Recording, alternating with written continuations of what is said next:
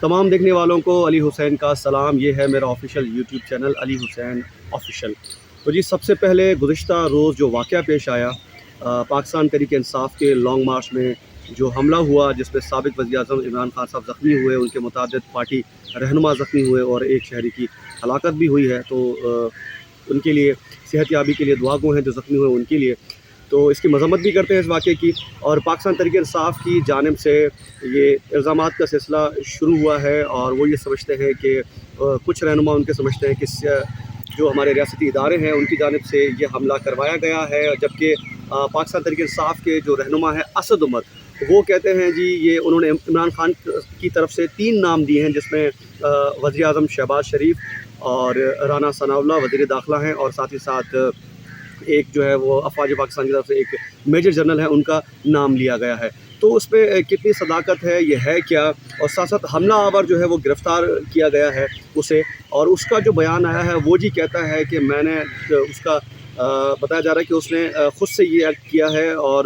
اس کا کہنا تھا کہ اذان چونکہ ہو رہی تھی اور اس کے دوران گانے چل رہے تھے کنٹینر پر اور یہ وہ، تو اس لیے میں نے حملہ کیا، اور خان صاحب جو ہیں وہ نوجوانوں کو گمراہ کر رہے ہیں تو اس لیے میں نے حملہ کیا. تو آج ہی پنجاب پولیس کی طرف سے جو ہے وہ اس کے موبائل کی میں جو ڈیٹا تھا اس کے بارے میں بتایا گیا ہے کہ جو اس کا جو تعلق تو نہیں کہہ سکتے، لیکن وہ متاثر ایک مذہبی سیاسی جماعت سے ہے، تو اس کے لیڈران کے جو ہے وہ کلپس موجود ہیں، تو یقیناً ان کا اشارہ ہو سکتا ہے کہ وہ تحریک لبیک کی طرف ہو. تو ساتھ ساتھ اس کا یہ کہنا، لیکن پاکستان تحریک انصاف کی جانب سے جو ہے اس کا الزام جو ہے وہ ریاستی اداروں اور حکومت وقت کی طرف کرنا، لیکن اس میں صداقت ہے کتنی؟ آخر یہ ہو کیا رہا ہے؟ یہ لانگ مارچ جو جاری تھا خان صاحب کا، اچانک خان صاحب نے اس کو جو ہے وہ 10 مہینے تک طویل کرنے کا فیصلہ آخر کیوں کیا؟ اس میں وجہ کیا ہے؟ تو اس میں جہاں تک سمجھتا ہوں اس میں سابق وزیر اعظم جو لندن میں اس وقت موجود ہیں نواز شریف صاحب، ان کی جانب سے ایک ٹویٹ کی جاتی ہے. وہ ٹویٹ میں کہتے ہیں اپنے بھائی شہباز شریف کو جو موجودہ وزیر اعظم ہیں ان سے کہتے ہیں کہ جی ان سے کوئی مذاکرات نہیں ہونے چاہیے، مذاکرات کی کوئی ضرورت نہیں ہے، چاہے وہ 2000 لوگ لائیں اسلام آباد یا 10 لاکھ لوگ لائیں، مذاکرات نہیں ہوں گے. اس کے بعد مریم نواز صاحبہ پریس کانفرنس کرتی ہیں، وہ یہ کہتی ہیں کہ کوئی مذاکرات نہیں ہوں گے ان سے، جو عموماً جو لفظ استعمال کرتی ہیں فتنہ وغیرہ، وہ کہتی ہیں کہ مذاکرات ان سے نہیں ہوں گے، چاہے اس بار 126 دن کا دھرنا ہو یا 264 یا اس سے زائد کا دھرنا ہو، مذاکرات نہیں ہوں گے. ساتھ ہی ساتھ اس کے بعد پھر خان صاحب فیصلہ کرتے ہیں کہ اس مارچ کو وہ طویل کر دیتے ہیں 10 ماہ تک. آخر کیوں؟ ان کے جو ہے وہ پریس کانفرنس کے بعد یہ چیزیں. پھر اس کے بعد اگلے ہی روز سپریم کورٹ کی طرف سے چیف جسٹس کے ریمارکس آتے ہیں کہ 2000 کا جتھا یا 2000 کے قریب لوگ جو ہے وہ 2 لاکھ لوگوں کی زندگی اجیرن نہیں کر سکتے ایک شہر میں، یعنی کہ ان کا اشارہ اسلام آباد کی طرف تھا. ٹھیک ہے. اس کے بعد سڈنلی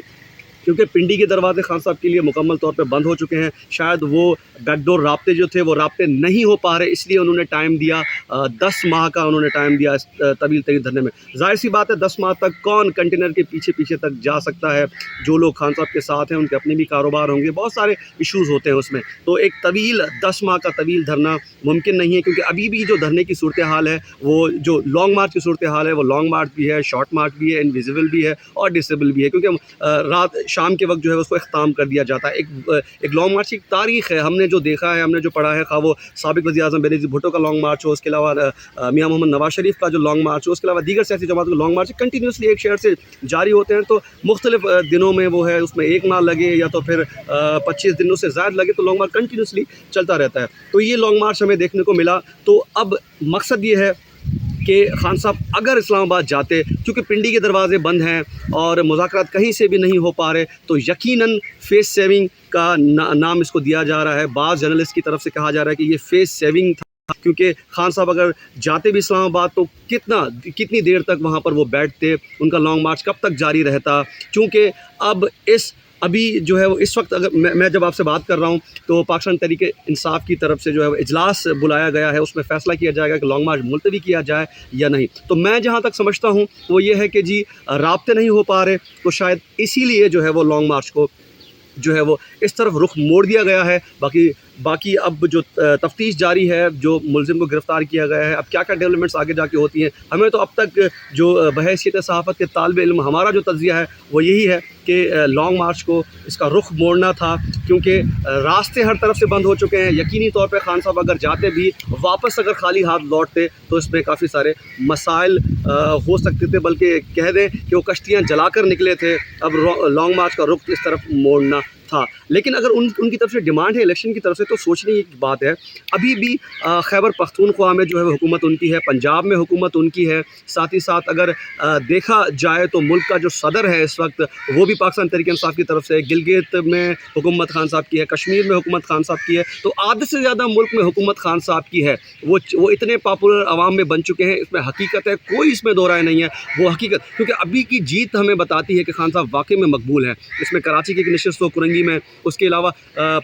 پنجاب میں ہو یا کے پی کے میں جو الیکشن جیتے ہیں، تو اس کا مطلب یہ ہے کہ خان صاحب مقبول ہیں، اور 23 کے الیکشن میں تک وہ ویٹ کر سکتے ہیں، کیونکہ مقبول ہیں، وہ جیت سکتے ہیں۔ لیکن کیا وجہ ہے کہ وہ نومبر کو ہی وہ اسی میں ہی لانگ مارچ کرنا چاہتے ہیں؟ وہ چاہتے ہیں فیصلہ ہو تو نومبر میں ہو، کیونکہ نومبر میں ایک بہت بڑا فیصلہ ہونے جا رہا ہے، وہ ہے آرمی چیف کی تبدیلی۔